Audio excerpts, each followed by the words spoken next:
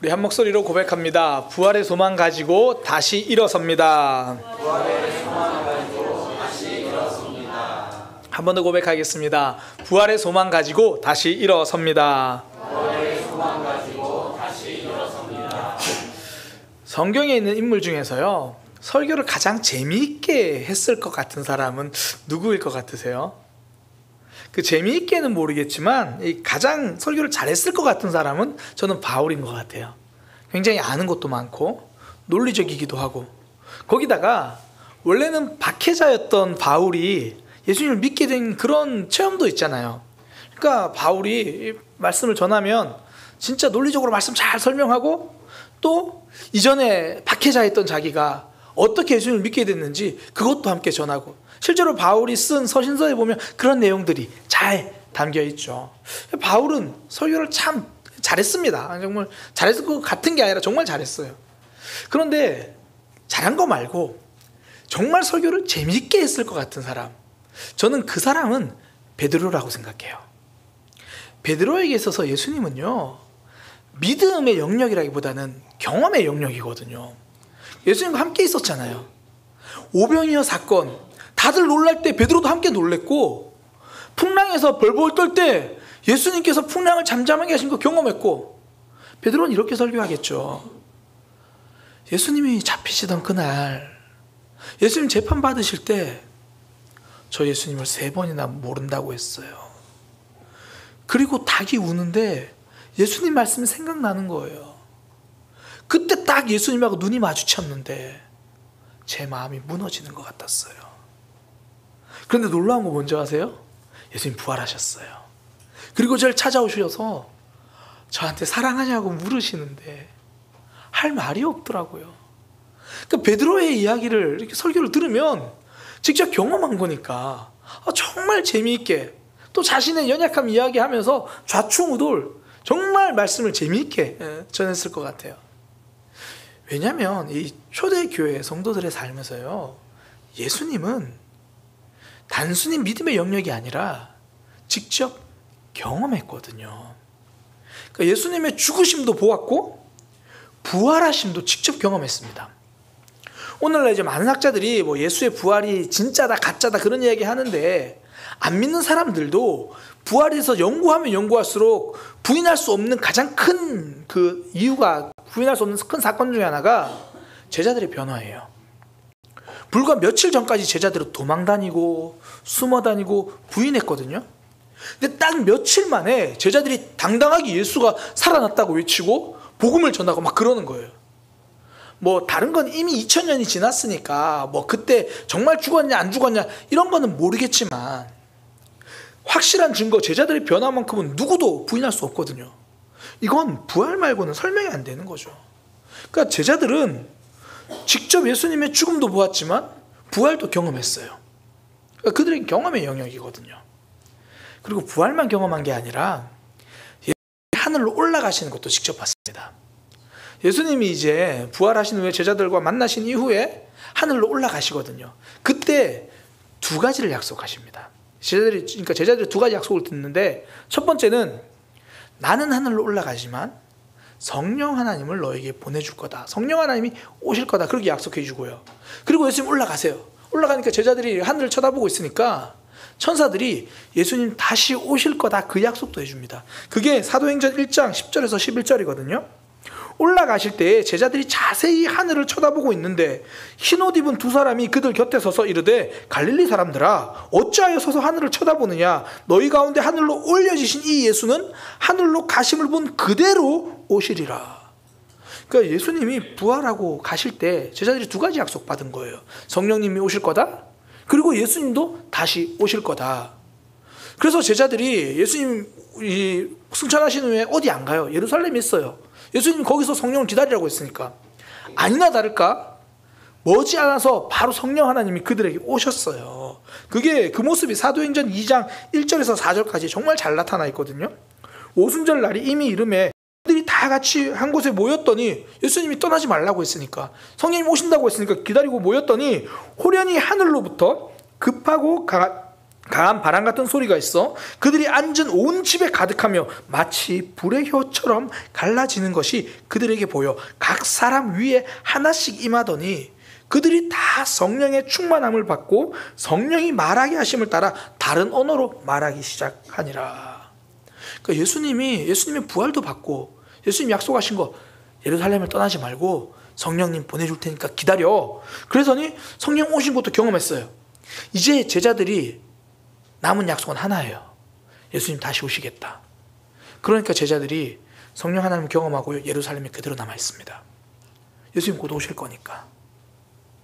그래서 그 오순절 성령 사건을 경험하고요. 베드로가 그 자리에서 설교하거든요. 그때 3,000명이 예수님을 믿어요. 그리고 나서 그들도 집에 안 갑니다. 예루살렘에 그대로 머물러요. 왜냐하면 예수님 곧 오실 거니까. 그 당시에 제자들은 예수님 곧 오신다고 생각했어요. 그래서 사도행전에 보면 그 예루살렘에 모인 사람들이 서로 먹을 것을 나누고 뭐 자기 집도 팔고 그 자기 땅도 팔아서 같이 살았다는 이유가 3,000명이나 된 사람들이 각지에 살던 사람이 오순절에 예루살렘 왔다가 예수님 만나고 이제 예수님 곧 오신다고 생각하고 거기 머물러 있는 거예요. 그 예수님 오신다고 거기서 기다리고 있는데 하루가 지나도 안 오시고 이틀이 지나도 안 오시고 한 달, 두 달이 돼도 안 오시니까 일단 이게 한두 달 만에 오실 일은 아니구나. 그러면서 일상을 살아가기 시작하고 복음을 전해요. 그런데 제자들의 마음속에도 사람들 마음속에 무슨 마음이 있냐면 곧 내가 이 땅에 있는 동안 예수님 오실 거다. 왜냐하면 예수님이 가시면서 곧 오실 거라고 이야기를 하셨거든요. 그러니까 제자들 마음속에는 예수님이 이제 곧 오실 거다 그 생각을 하는 거예요.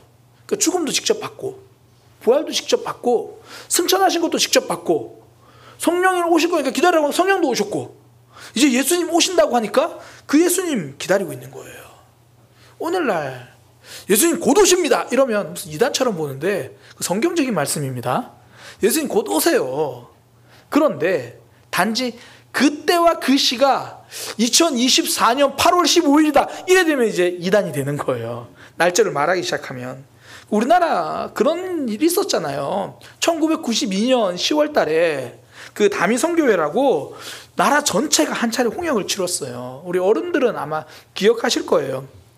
당시에 이제 이장님 목사라는 사람이 뭐 다가올 미래를 준비하라. 그래서 다미성교회 1992년 그 이제 다 예수님 오셔서 하늘로 올라가고 7년 대환란이 지나고 1999년 이제 전 세계가 멸망한다 뭐 그런 거였거든요. 그래서 진짜 많은 사람들이 그때 빠져가지고 그 1992년 10월 28일 자정에 이제 예수님 오신다고 다들 모여가지고 찬양하고 뜨겁게 막 그러고 실제로 KBS, MBC에서 막 취재 오고 어떻게 되나. 그때 그 기자가 했던 말이 굉장히 유명한데요. 자정이 딱 지났어요. 근데 아무 일도 없거든. 사람들 막 당황해하고 그때 그 기자가 한 말 아무 일도 일어나지 않고 있습니다. 그리고 그 다음 날에 뉴스에서 이런 자막이 났어요.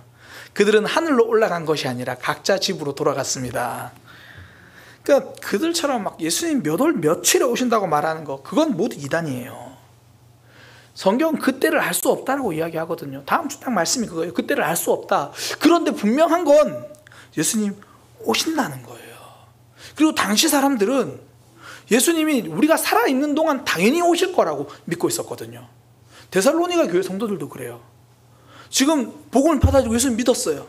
그리고 당연히 예수님 다시 오신다는 말씀을 선포하니까 그분이 오시는구나. 부활하셨다고 하는 그분 오시면 우리가 그분과 함께 영원히 하나님 나라를 누리겠구나 생각하고 있는데 그렇게 믿고 신앙생활하는데 내 옆에서 함께 신앙생활하던 사람이 병으로 죽는 거예요. 그럼 이 사람은 어떻게 되지? 예수님 다시 오시는데 이 사람 죽으니까 이 사람은 어떻게 되는 거지? 같이 신앙생활하던 부모님이 이제 나이가 드셔서 돌아가시는 거예요. 그럼 이분은 어떡하지? 예수님 오시는데? 그런 고민과 걱정이 생긴 겁니다. 그래서 사도 바울이 오늘 이 편지에서 그런 거 걱정하지 마라. 그렇게 기록한 게 오늘 본문이에요. 데살로니가 전서 4장 13절 14절. 형제들아 자는 자들에 관하여는 그러니까 먼저 세상 떠난 이들에 대해서는 너희가 알지 못함을 원하지 아니하노니 그러니까 내가 좀 알려주겠다. 잘 들으세요. 이는 소망 없는 다른 이와 같이 슬퍼하지 않게 하려 함이라. 너무 슬퍼하지 마세요. 그러면서 설명해 주는 게 4장 14절. 우리가 예수께서 죽으셨다가 다시 살아나심을 믿잖아요. 이것처럼 예수 안에서 자는 자들도 하나님이 다시 살리시고 부활하셔서 데리고 오실 거예요. 예수님이 부활하신 것처럼 죽은 이들도 다시 부활하게 될 거고 하나님이 데리고 오실 거예요. 그러니까 지금 먼저 세상 떠났다고 해서 그들의 믿음이나 그들의 삶이 끝나는 게 아니에요. 이렇게 말을 해주는 겁니다. 그러면서 그럼 다시 오실 때 어떻게 되냐? 그걸 이제 알려주는 내용이 데살로니가전서 4장 16절 17절이에요. 주께서 호령과 천사장의 소리와 하나님의 나팔 소리로, 그러니까 호령, 주님께서 명령하시면 천사장의 소리가 나고 하나님의 나팔 소리가 나고, 무슨 의미냐면 승리의 시간이라는 거예요. 승리의 시간이 되면 하늘로부터 예수님 오시고 죽은 자들도 다 부활하고 우리도 다 같이 가서 하나님과 함께 있을 거다. 그거 알려주는 거예요. 오늘날 우리는 예수님 믿고 죽으면 천국 간다 너무나 당연하게 생각하고 있는데, 이 당시의 사람들은 죽음 이후가 어떻게 될지 잘 몰랐던 거예요. 이제 예수님을 믿고 뭐 그런 부분들 자체가 이제 얼마 되지 않았으니까, 무엇보다 예수님 곧 오신다고 하니까 그거 생각하고 있었거든요. 그래서 데살로니가전서 4장 13절에 그거 알려주는 거예요. 자는 자들에 관해서 너희가 알지 못하기를 원하지 아니하노니 죽음 이후의 삶에 대해서 알아야 한다, 그렇게 말하는 겁니다. 오늘날 삶이 점점 가벼워지는 이유가요, 죽음을 숨기려고 해요. 이전에는 장례식을 집에서 했잖아요. 심지어 고인의 시신이 방 안에 있었습니다. 그러니까 아이든 어른이든 누구라도 죽음이 우리 곁에 있다는 걸 알았어요. 원래 삶과 죽음은 하나입니다. 살아있는 사람은 다 죽습니다. 몰랐죠? 살아있는 사람은 다 죽어요. 삶과 죽음 하나예요. 너 죽을 거야. 너 죽는다니까? 이 말이 사실이에요. 근데 그렇게 들으면 기분 나빠요. 왜냐하면 나는 죽음을 생각하고 싶지 않거든요. 죽음은 커튼 뒤로 숨겨놓고, 아니 저 산골짜기에 저기 먼 곳에다가 숨겨놓고 안 보고 싶어 해요. 그런데 성경은 우리에게 죽음을 숨기지 않습니다. 죄의 삭은 사망이다. 죽음이 있다. 그리고 오늘 본문, 죽음을 외면하지 마라. 죽음 이후의 삶을 너희가 잘 알아야 한다. 죽음을 외면하지 않아야 삶이 깊어집니다. 1994년에 가수 신해철이 부른 노래 중에 날아라 병아리라는 노래가 있어요. 그러니까 어릴 적에 자기가 키우던 병아리가 죽었고 그 내용에 대한 노래거든요. 노래 가사가 이렇게 됩니다. 육교 위에 네모난 속에서 처음 나와 만난 노란 병아리 얄리는 처음처럼 다시 조그만 상자 속으로 들어가 우리 집 앞들에 묻혔다. 나는 어린 내 눈에 처음 죽음을 보았던 1974년 봄을 아직 기억한다. 노래가 그렇게 시작하고요. 노래 중반에 이렇게 말합니다. 눈물이 마를 무렵 희미하게 알 수 있었지. 나 역시 세상에 머무르는 건 영원할 수 없다는 것을. 설명할 말을 알 수는 없었지만 어린 나에게 죽음을 가르쳐 주었네. 그러니까 비록 한 마리 작은 병아리의 죽음이지만 그 모습을 통해서 내 삶도 영원하지 않고 죽음이 있구나라는 것을 깨달았다는 거예요. 죽음을 직면하고 나니까 내 삶의 의미를 다시 한번 생각하는 거죠. 우리는 죽음 이후의 삶을 외면하지 말아야 합니다. 제가 장례식 가서 설교할 때마다 자주 하는 이야기 중에 하나가 그러니까 장례식에서 하는 이야기가, 우리가 지금 기독교식으로 장례를 하고 있지만 장례식에서 하나 우리가 느끼는 게 뭐냐면, 기독교식이든 유교식이든 불교식이든 누구나 장례식을 한다는 거예요. 무슨 의미냐면 죽음 이후에 시간이 있다는 것은 누구도 부인하지 못한다는 겁니다. 단지 외면하고 싶어 하죠. 준비가 안 돼 있으니까. 고3 아이들이 정말 듣기 싫어하는 이야기가 뭔지 아세요? 너 고3이야. 왜요? 나는 지금 준비가 안 돼 있어서 그 상황을 외면하고 싶은데 그때가 있다고 말해주니까, 시험 쳐야 한다고 말해주니까 그걸 힘든 거예요. 준비가 안 돼 있으니까 외면하고 싶을 뿐이지만, 하나님은 바울을 통해서 데살로니가 교회 성도들에게 죽음 이후에 대해서 알아야 한다, 그렇게 말합니다. 누구든 죽음 이후의 삶을 외면하지 말아야죠. 그리고 대답해야 합니다. 나는 준비가 되어 있는가? 아니면 준비를 해야만 하는가? 전도 폭발이라고 하는 전도 방법에요, 첫 번째 질문을 이렇게 하라고 말합니다. 당신이 오늘 세상을 떠난다면 천국 갈 수 있습니까? 당신이 오늘 세상을 떠난다면 천국 갈 수 있습니까? 이 질문은요, 목사 앞에서 대답하는 게 아니라, 다른 사람 앞에서 대답하는 게 아니라, 하나님 앞에서 내가, 또 나 자신에게 내가 대답할 수 있어야 합니다. 나는 오늘 예배를 마치고 가다가 세상을 떠난다면 나는 천국 갈 수 있는가? 이번 주 이제 훈련학교 지금 이제 시작하잖아요. 훈련학교 교재에도 이런 질문이 있더라고요. 당신은 지옥에 갈 죄인이라는 사실을 깨달았습니까? 그때가 언제였습니까? 저도 이 질문을 딱 보고, 이제 훈련학교는 저는 정말 솔직하게 쓰거든요. 저도 있는 그대로 썼어요. 제가 쓴 답이 뭐냐면, 지옥에 갈 죄인이라는 말은 참 많이 듣는다. 그러나 정작 그 말이 내 영혼에 깊이 와닿은 적은 별로 없다. 그러면서 제가 어릴 때 경험을 좀 썼어요. 아마 제 기억으로 아마 중학교 때, 제가 하나님을 제대로 만나기 전인데요, 중학교 때쯤 그냥 길을 가다가 한 차에서 라디오 소리가 흘러나오더라고요. 그 내용이 이런 거였어요. 이제 아마 기독교 방송이었던 것 같아요. 내용이 그러니까, 하나님, 저는 지옥에 가기 싫어서도 아니고 천국에 가고 싶어서도 아니고 하나님을 사랑하기 때문에 하나님을 믿습니다. 저는 이제 그 간증을 들었거든요. 근데 듣는 순간 제 마음을 하나 깨달았어요. 그 당시 교회는 다니고 있었으니까.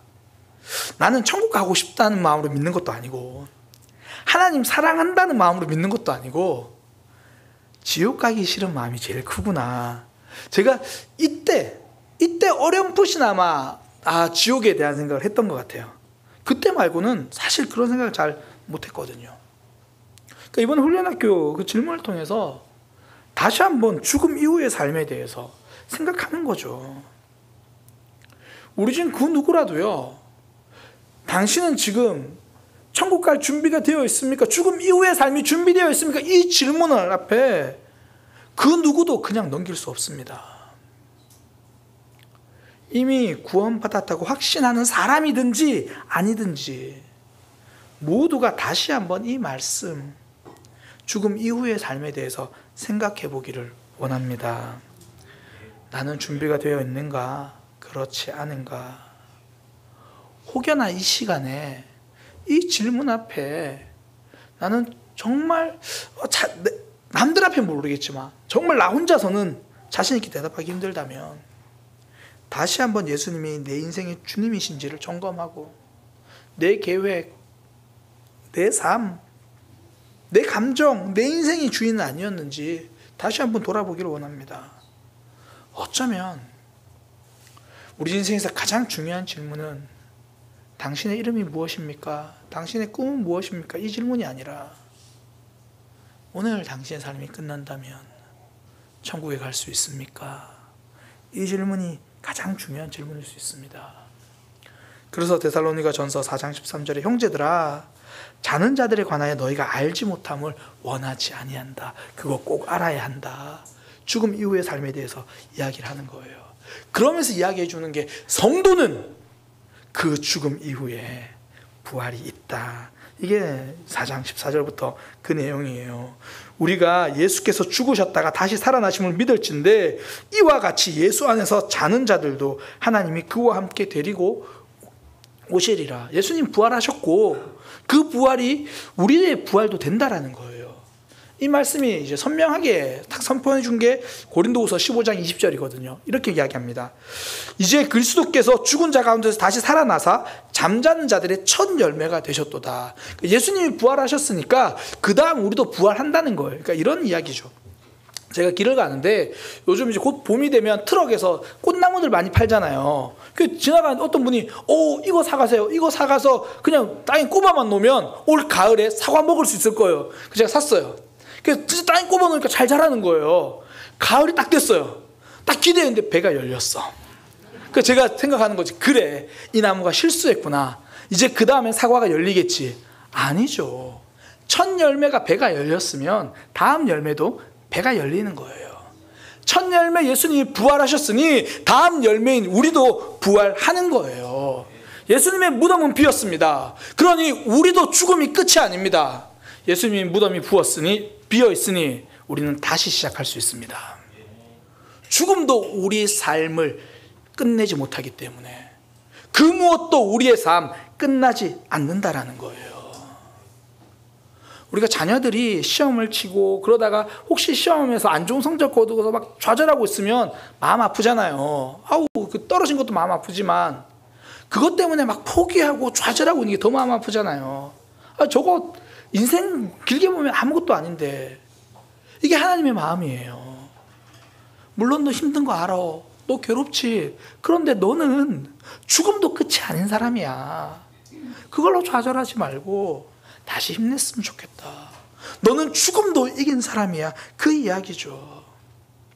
제가 청소년 사역할 때요, 그 아이들에게 자주 해준 이야기 중에 하나가 이거예요. 아이들한테 이렇게 말해줍니다. 얘들아, 목사님은 나는 대학교 전공이 경영학이야.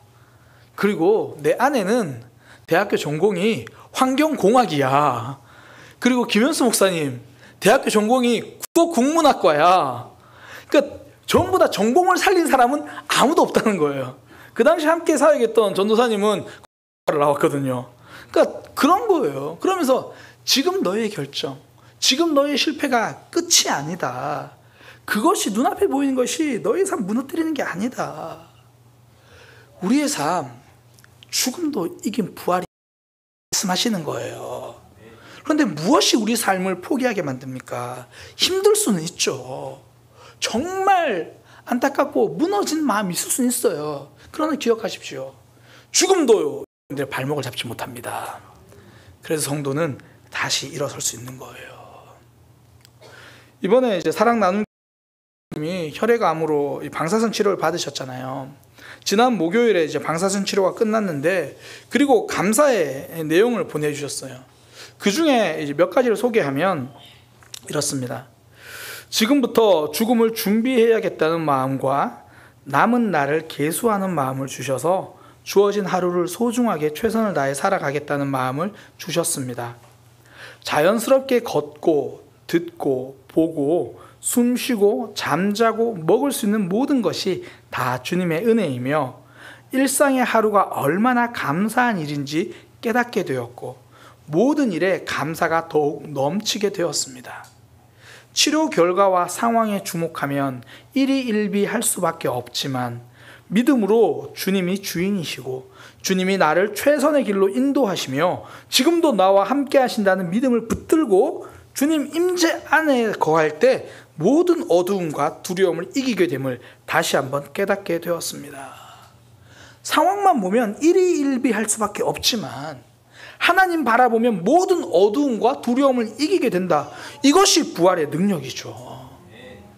부활이 약속된 기독교인의 삶에는 완전한 끝이란 없습니다. 하나님이 일하실 거예요. 신앙생활을 하다가 마음이 무너질 때가 왜 없습니까? 정말 믿음 가지고 기도하고 어떨 때는 기도하다 보면 하나님이 정말 응답하실 거라는 그런 확신이 들 때가 있잖아요. 그런 확신이 들고 기도했는데도 아직 응답 안 되는 문제도 있잖아요. 그때 마음이 무너지기도 하고, 또 어떨 때 마음이 무너집니까? 난 진짜 이번에 은혜 받고 신앙생활 제대로 해보려고 하는데 금세 무너지고 가족에게 상처 주고 그런 내 모습 볼 때 정말 어떡하지라는 생각이 들 때가 있죠. 그런데 하나님 말씀하시는 거예요. 너희는 죽음도 이긴 사람이다. 우리의 소망은 죽음을 이기신 예수님이고 그 예수님이 말씀하신 승리가 우리의 승리입니다. 요한복음 16장 33절 이것을 너희에게 이르는 것은 너희로 내 안에서 평안을 누리게 하려 함이라. 더 이상 마음 힘들어하지 마라. 세상에서 너희가 환난을 당하나 힘들지 아프지 그러나 담대하라. 고개 들어라. 내가 세상을 이겼노라. 부활의 예수님이 그 말씀하시는 거예요. 승리하신 예수님이 우리에게 승리를 주시는 겁니다. 승리의 하나님이 우리의 하나님, 성도는 이미 승리한 삶입니다. 그러니 지금 넘어져 있어도 삶이 내 맘 같지 않아도 우리는 다시 일어설 수 있는 거죠. 성도는요 부활의 소망 가지고 다시 일어섭니다. 그리고 바울이 죽음 이후의 삶, 부활 말고 한 가지 더 이야기하는데 그게 하나님의 품이에요. 성도는 죽음 이후에도 하나님 품에 있을 거다라고 이렇게 이야기를 하거든요. 그게 데살로니가 전서 4장 14절입니다. 예수 안에서 자는 자들도 하나님이 그와 함께 데리고 오시리라. 하나님이 데리고 오신대요. 그러니까 이미 성도는 하나님과 함께 있다는 말이죠. 그리고 17절에 이렇게 이야기합니다. 우리가 항상 주와 함께 있으리라. 항상 주와 함께 있으리라. 성도는 죽었는데도 하나님 품에 있다라는 거예요. 그러니 그날에만 하나님 품에 있는 게 아니라 이날에도 하나님은 우리와 함께 하시죠. 보통 교회만 다니던 사람들이 예수님을 진짜 믿고 나면 하나같이 하는 고백이 뭐냐면 하나님이 계셔서 너무 좋습니다. 하나님이 내 삶에 계셔서 정말 다행입니다. 그러니까 나에게는 하나님의 품이 있다라는 것을 고백하는 거죠. 사실 우리의 삶 그렇지 않습니까? 힘들 때 뭐 어떨 때는 친정엄마가 생각나기도 하잖아요. 그 품, 그 한 사람, 나를 받아주고 안아주는 그 한 사람이 생각나죠. 하나님의 자녀들에겐 하나님의 자녀, 하나님이 바로 그 한 분이죠. 2015년 인터넷 게시판에 한 글이 올라왔는데요.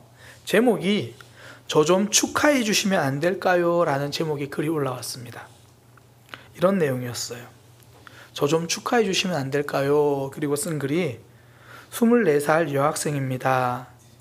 비록 추가 합격이긴 하지만 원하던 곳에 취업할 수 있게 되었어요. 자랑하고 싶고 축하받고 싶은데 누구에게도 자랑할 수 없고 누구도 축하해 주지 않아요. 그러면서 흐흐 웃는 거 잠시 하고 저희 엄마 아빠는 교통사고로 돌아가셔서 고모 댁에서 살아요.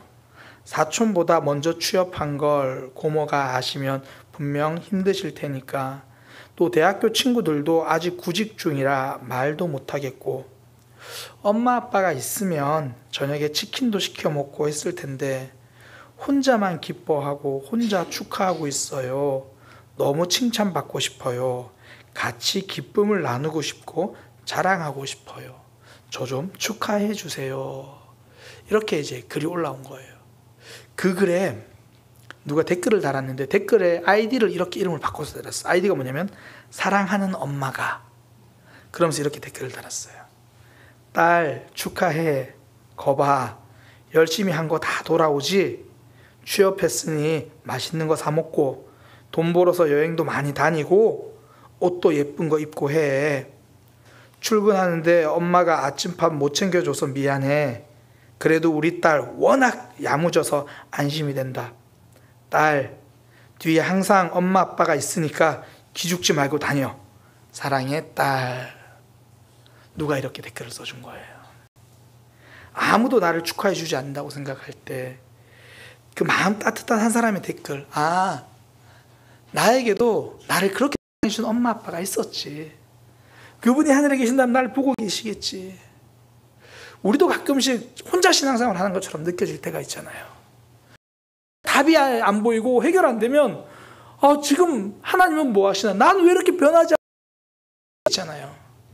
그때 하나님이 오늘 데살로니가 전서를 통해서 우리에게 댓글을 다시는 거예요. 너는 내 아들이다. 너는 내 딸이다. 너는 죽어서도 나와 함께 있으니 지금 또 너는 나와 함께 있다.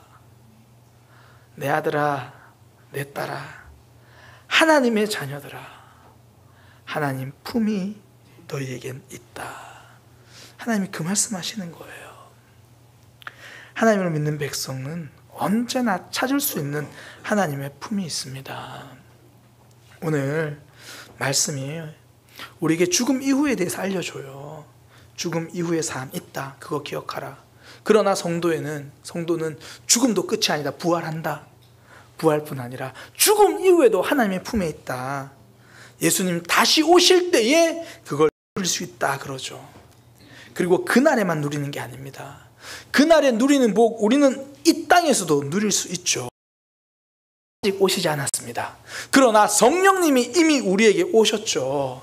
예수님이 약속하셨습니다. 요한복음 14장 16절 18절 내가 아버지께 구하겠으니 그가 또 다른 보혜사를 너희에게 주사 성령님이 오신다는 거예요. 그리고 영원토록 너희와 함께 있게 하리니 그는 진리의 영이라. 그러면서 하는 말 너희는 그를 아나니 그는 너희와 함께 거하시며 또 너희 속에 계시겠습니다. 내가 너희를 고아와 같이 버려두지 아니하고 너희에게로 오리라.